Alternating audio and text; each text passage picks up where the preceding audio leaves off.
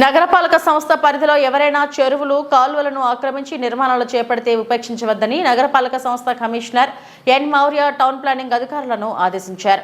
నగరపాలక సంస్థ పరిధిలోని ప్లాన్ చెరువు, Ganesh layout, Sai Vishnu layout, Janachaitanya layout, Annamayya మార్గం రోడ్ తదితర ప్రాంతాలను deputy mayor RC Munikrishna, health, engineering, town planning, revenue అధికారులతో కలిసి కమిషనర్ పరిశీలించారు.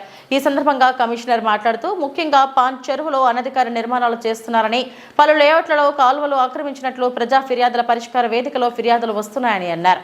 నగరంలోని చెరువులు, కుంటలు, కాలువలు ఆక్రమించి నిర్మాణాలు చేస్తే కఠిన చర్యలు తీసుకోవాలని టౌన్ ప్లానింగ్ అధికారులకు ఆదేశించారు. ప్రతిరోజు ఇంటింటికి చెత్త సేకరణ వాహనం వెళ్లేలా చూడాలని హెల్త్ అధికారులను ఆదేశించారు.